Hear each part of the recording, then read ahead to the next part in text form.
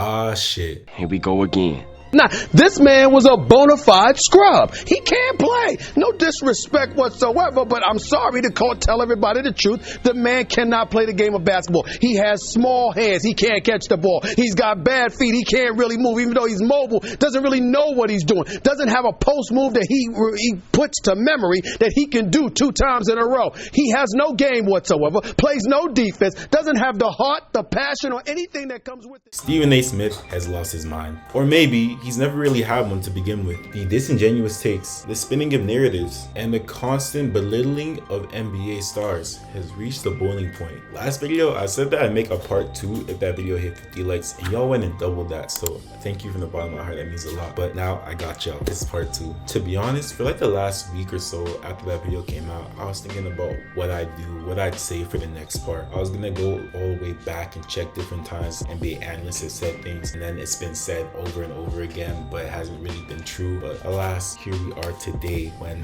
I saw something that made me make this video. But anyway, in the midst of that, I actually got hit with a community guideline strike for something completely unrelated to the last video. It was one of my older videos, and I was working on a video for that. But after I saw what I saw on the TL today, this video gotta come out first, bro.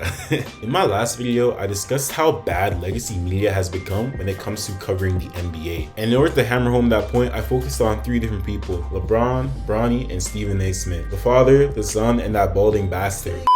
The reason I focus on those 3 people is because I feel like those 2 people are the nexus point for how the media is today. But today, we're going to be talking about one person, Stephen A. Smith. Upon deeper reflection, one could actually sit here and say, thank God for LeBron James.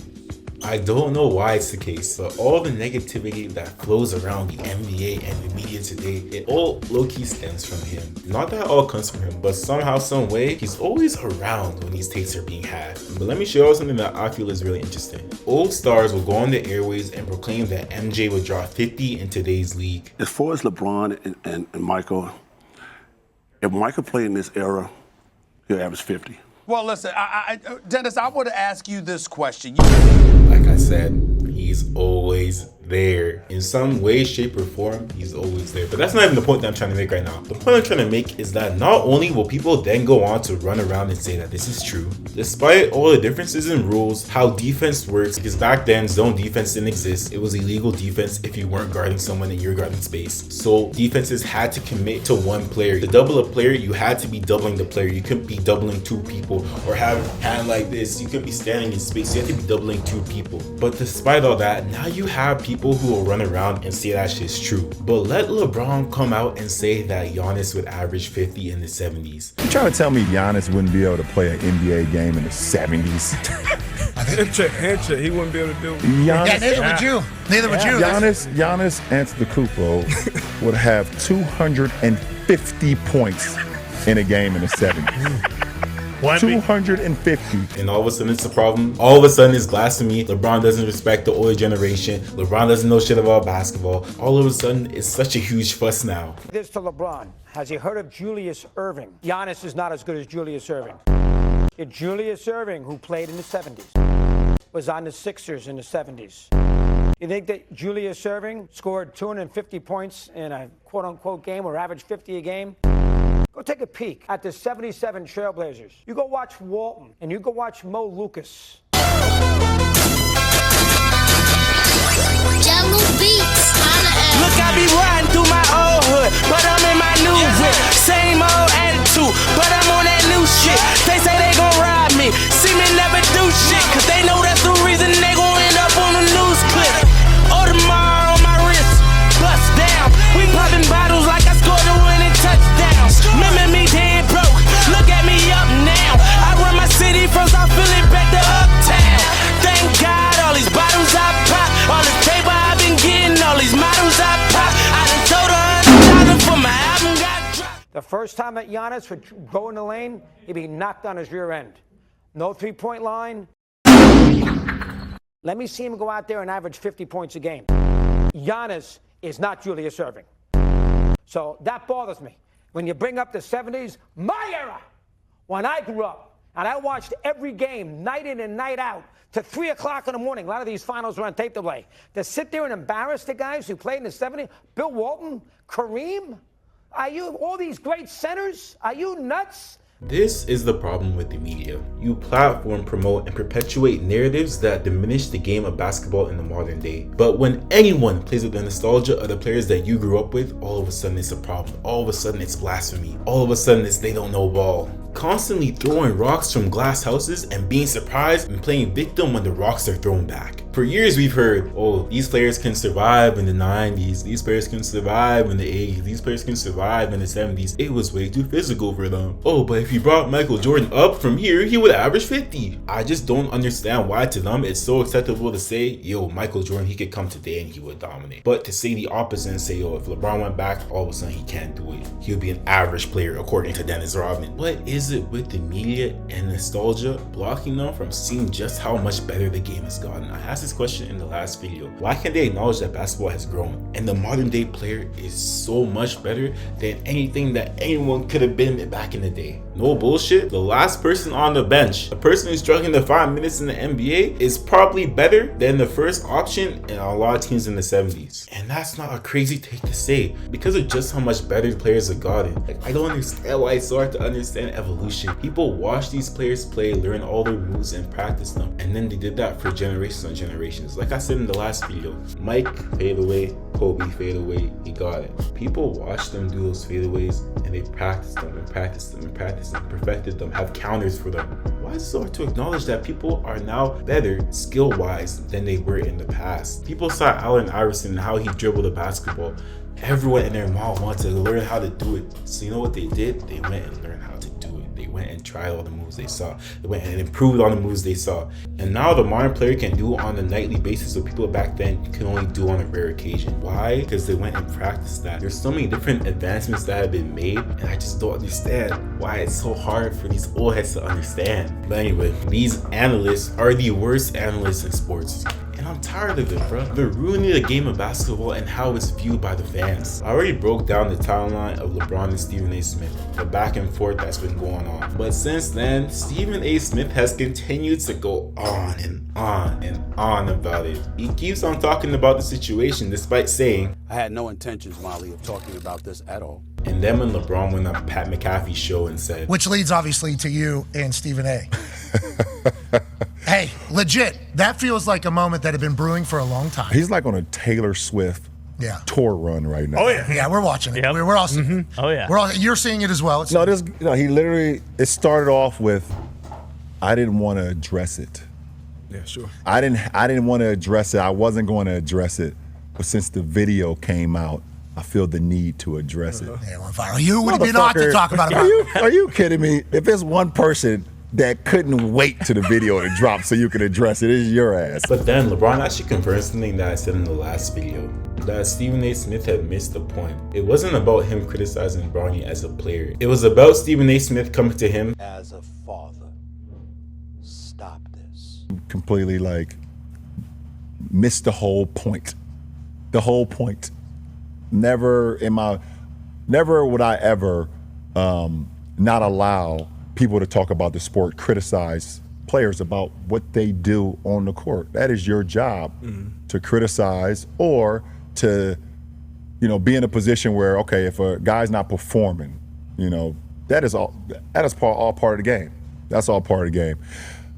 But when you take it and you get personal with it, it's my job to not only protect my damn household, but protect the players. And I think what LeBron said right there is one of the biggest things the media is missing, because it's true. If you look back on it, from when Bronny was drafted and people were saying, oh yeah, he shouldn't have been drafted because he averaged 4 points, when the media was going on saying all this, and then early on when he didn't quite perform very well at all, to be frank, the whole time the media was criticizing him. The media criticizing him isn't anything new, but LeBron didn't say anything publicly. He didn't say anything privately. He didn't tell Stephen A. Smith to stop talking about his son. He never said anything like that until Stephen A. Smith said, I'm pleading to you as a father, LeBron, stop this. He didn't say anything until that. So the fact that the media is still trying to portray it as LeBron being like, oh yeah, you can't talk about my son. They're completely missing the point, because that was not what he said. He never said that they should stop talking about Bronny. He said, yo, don't come and say as a father, don't use me to criticize my son. That's getting personal with it. When have you ever even seen LeBron come out and say anything publicly like this? The fact that he has and he went out of his way to do this, I feel like that's very telling that, yo, a line was crossed somewhere. And the fact that Stephen A. Smith still doesn't understand this, and you have other people in the media who are also perpetuating this narrative that LeBron is sensitive about Bronny, it's just ridiculous. Because if you check the facts, if you look at everything, it's the complete opposite. He just wants the game to be called the right way. He wants it to be covered the right way. It's not about these personal gripes and grudges that these old washed up players have, or these people who never even made it because they weren't good enough, to be frank, have to say on the air. Just cover basketball, bro. Why do people have to fight tooth and nail to get a good analysis from analysts? And why is basketball the only sport that's like that? Genuinely, I'm asking why. And the thing is, you know, Stephen A. Smith was happy as hell to see LeBron finally talk about him like this. You know, he was kicking his feet up in the air because he finally had content for the week. He's gonna be happy as hell. He's gonna be smiling from ear to ear when he hears me talking about him again. Oh my God, he's gonna get home and grab some ice cream out of the fucking freezer and sit in his chair in his tighty whities on the couch. I hope at some point you two do get a chance. But you're right. Dude, relax, bro. Relax. Seriously. And after hearing this, Stephen A. Smith goes on the show and says, I can't take this shit seriously. This guy proceeds to say he would swing on 6'9", 250-pound LeBron James. I would have immediately swung on him. Immediately. This is why I'm thinking LeBron finna retire soon, because I never seen him do no petty shit like this before. Look at the video he posts. Raise him up. Yeah, make him more free. Yeah, push.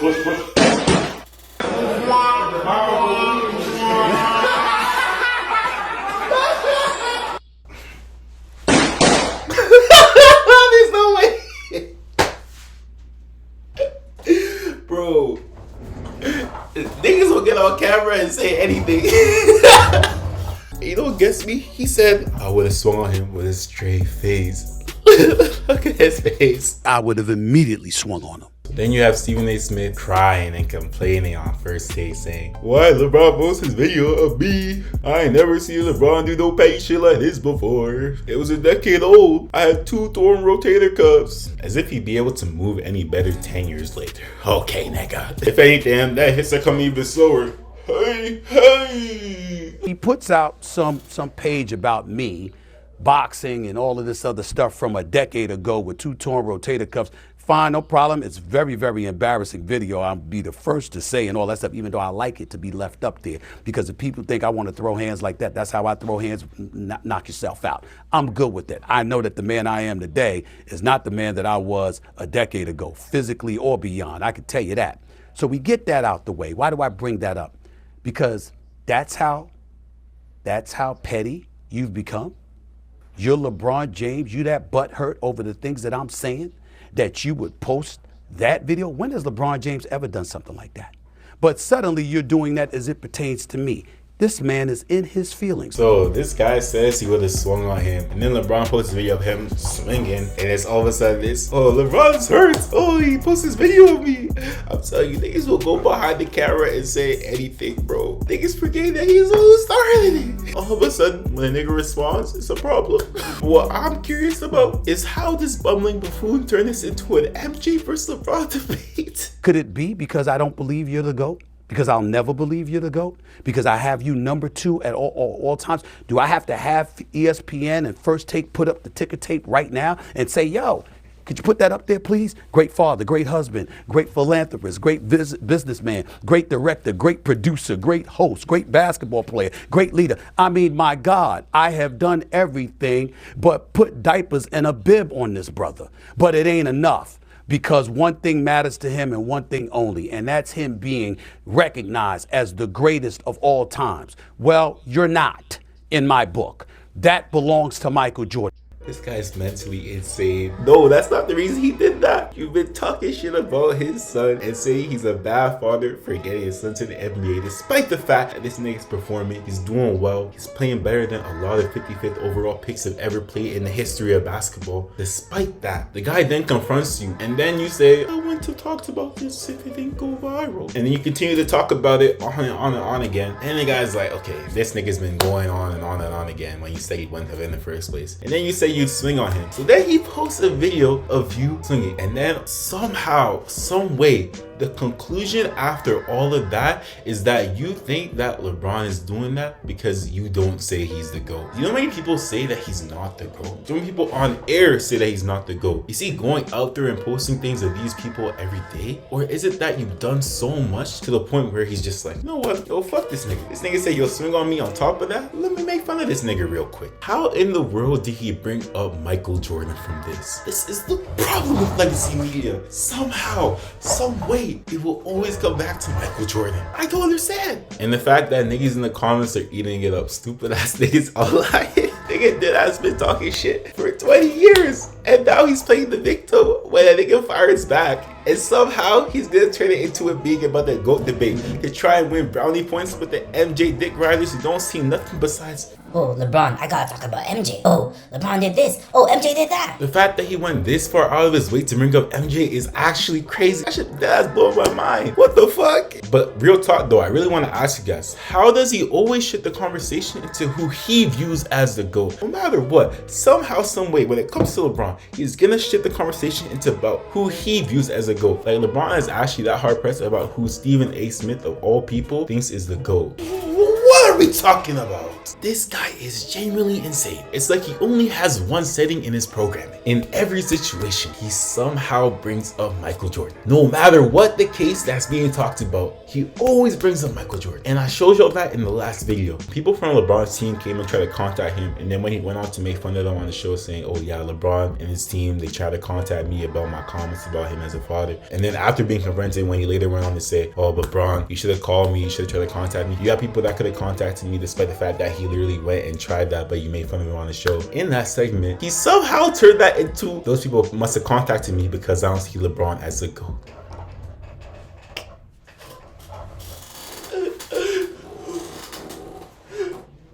This nigga's so sped. He's so sped. Oh my gosh. Nigga, I'm laughing, but this shit that's not even funny, bro. Nigga needs help. Let me shift gears real quick. Let's talk about Kendrick Perkins. That bum Kendrick Perkins who ran to TV to complain that LeBron had unfollowed him. Talking about everyone didn't follow Jesus. But what I'm saying is this. Imagine unfollowing me on Twitter, but you still gotta wake up and watch me on TV every day because I ain't going nowhere anytime soon. That's number one. Number two, I think LeBron James got sensitive over the last couple weeks because I've been calling him out or have to speak on certain things that he may disagree with. Kendrick Perkins says a negative word about LeBron James, and LeBron James blocks Kendrick Perkins. Unfollow me. Unfollowed you. I'm sorry. Yeah. I'm sorry. Unfollowed you. Stephen A. Okay. Hey, Stephen A. But let me say this to you. He unfollowed me, and then I blocked him on my cell phone. And y'all remember how I said, no matter what, no matter when there is something being said about LeBron that's negative, this nigga is always there. He's always there. And need I remind you, this is the same Kendrick Perkins who prayed. This guy prayed before his Eastern Conference Finals matchup, Game 7. He prayed that he would wake up to some news that LeBron tore his ACL. That's how much he was in fear of this nigga as a player. We played the Cleveland Cavaliers in 2008, and it was a Game 7, right? We just had lost Game 6.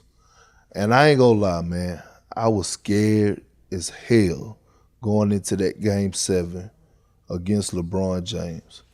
And this was the only time that I actually prayed that something happened to him at practice. I said, you know what? Like, no. What a thing to confess. I know, but I'm being real. Like, I was like, let us get breaking news that LeBron has tore his ACL or something. Jesus. Like, I did, bro. Like, I'm not even lying. I'm not even exaggerating. And I have to edit this out. No, you can't edit this out. This is real.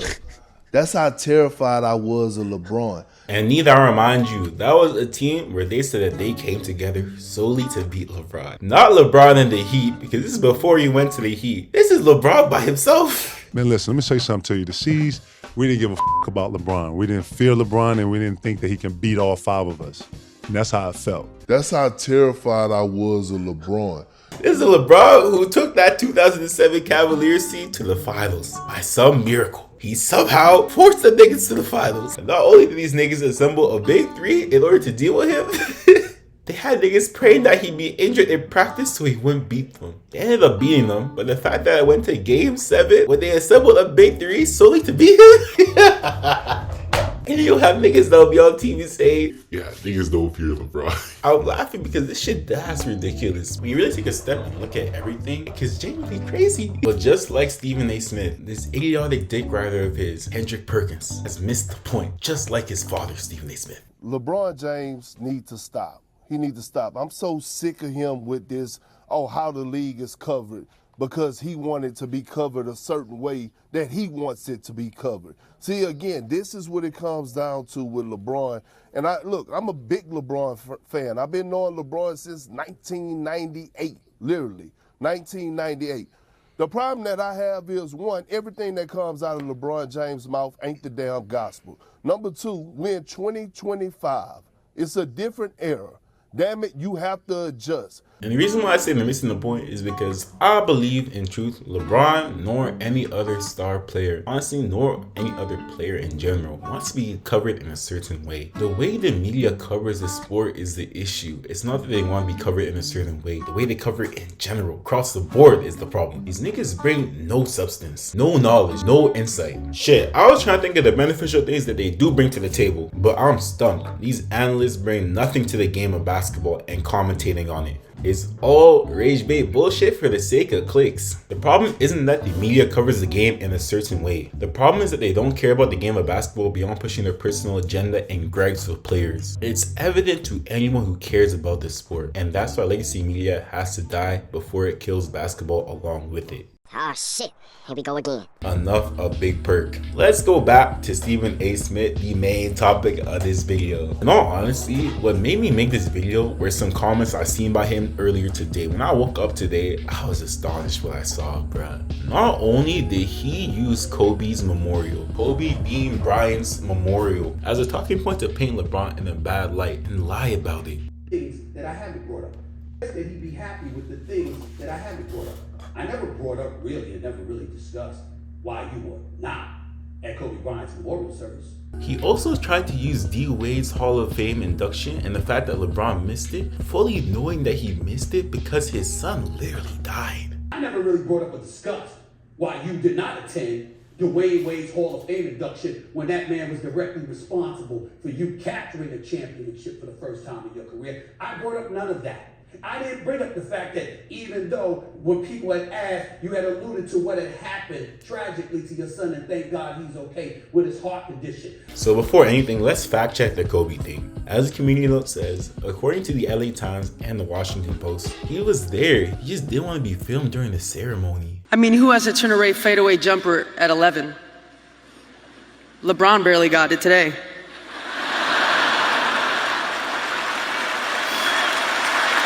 And you know what? Stephen A. Smith would know that if he was there. But yet again, here's someone from the outside looking in who's trying to talk about the relationship that LeBron and Kobe had. Like, he knows them. He just sees them on TV like the rest of us. The only difference is these niggas hear and see him a lot more. Do they want to hear and see him a lot more? Shit, probably not. Him talking like he knew the relationship that Kobe and LeBron had and saying LeBron actually didn't go to his memorial service when he did is so crazy. And for him to use that talking point solely because LeBron said, hey man, we've been talking about this a lot. Please don't talk about my son. Please don't use me as a father to talk about my son. Just talk about basketball. The fact that you use a dead man's name to try and paint someone else in a bad light is just crazy. The fact that you lie about it too, that's just genuinely pathetic, bro. Like, it's so odd to me. The fact that he's trying to paint LeBron as a liar because he said him and Kobe grew closer after LeBron went to LA after Kobe retired. The fact he's going to those lengths to bring up a dead man and talk about him like he knew him once again, solely because his feelings were hurt. Like, that's what got me sitting here in this chair making this video right now. That right there is what made me go out of my way to come and find all these videos, to compile them and make this video. Because that right there is so weird. So again, any of this, all of what Stephen A. Smith has said thus far, what does it really got to do with basketball? Somehow, some way, he'll try and use the whole Michael Jordan thing in order to try and bring it back and say, oh look, I'm talking about basketball, I'm talking about the fact he's not the GOAT. When the whole time, it's just him perpetuating his personal gripes with LeBron. This is when niggas are starting to see, damn, everywhere I see people are saying, bro, I'm tired of seeing this nigga on air, I'm tired. And I'm right there with them. This dude had none of that energy in person. I'm just like, man, he's literally just a social media troll given a platform, bro. And he looks like one too. If you seen one of those trolls in real life, Stephen A. Smith is not too far from what you'd expect to see on the other side. I'm not gonna cap. I didn't bring up the fact that even though when people had asked, you had alluded to what had happened tragically to your son, and thank God he's okay with his heart condition. I didn't bring up the fact that even though you couldn't go to the Hall of Fame induction of Dwayne Wade weeks earlier, you were out of the country on business. I didn't bring that up. That's your personal business, okay? But the fact is, you wasn't at the Hall of Fame induction of a brother that's going to drastically assist to you being a Hall of Famer because he helped you become the champion that you are, and he was a big brother to you. I brought up none of these things. This guy is genuinely insane. He's genuinely insane. He's trying to use the fact that LeBron wasn't at D-Wade's Hall of Fame induction like his son literally did die 2 weeks before. And the reason why I'm saying that Bronny died is because suffering cardiac arrest is literally a medical death. Why? Because you meet all the qualifications of dying. Your heart literally stops beating. There's no blood being pumped. That's what cardiac arrest is. So for Bronny to be resuscitated, for it to then be realized that he has a congenital heart disease, for him to then get surgery and be in recovery during this entire time, I'm pretty sure LeBron would have told this to D-Wade, and I'm pretty sure D-Wade understood that he couldn't make it to his Hall of Fame induction. Pretty sure D-Wade understood that a kid that he sees as his nephew, a kid who sees him as his uncle, I'm pretty sure he understood why LeBron could make it there. The fact that Stephen A. Smith constantly stoops so low, each time going lower and lower and lower, and then plays the victim every single time someone fires back, is just pathetic. I truly wish more NBA players would stand up against this guy, because in truth, the dude's a loser who's constantly projecting the fact that he couldn't cut it in the sport, and thus that aching agony that he wasn't enough, that he couldn't do it. He gotta let that shit out somehow. So you know what he does? He's constantly sitting on First Take, disrespecting players for the smallest tidbit of attention. He'll say anything in the hopes that a player responds to him. Because when a person like Stephen A. Smith knows that someone is above them, that they've accomplished everything that he's wanted to accomplish and more, he'll do anything that he can to tear them down. Like I said in the last video, legacy media is killing the NBA. And something new has to revive it before it's too late. Anyway, if you haven't watched the last video, it's linked down below. I think you should check it out. It's a great video. It covers this whole topic a little bit more broadly. And I kind of dive into the history of how it came to get this bad, you feel me? But that's enough for me. If y'all like this video, let me know by leaving a like, commenting your thoughts, and subbing up, bruh. Sub up, bruh. Oh, I'm tired. Let's get to 1K. Let's do it, chat. Let's do it. We can do it. I believe in us. But other than that, yeah, watch some of the videos that pop up. I can't lie. I'm telling you, all the videos that pop up, they're gonna pop up in a second. They're all bangers. And I promise you, they're all gonna be worth rocking with. I promise y'all. Thank you for watching. Have a blessed day. Stay safe, be easy. For your eyes, do you understand me? For your eyes, do you understand? For your eyes, do you understand me? For your eyes, do you understand?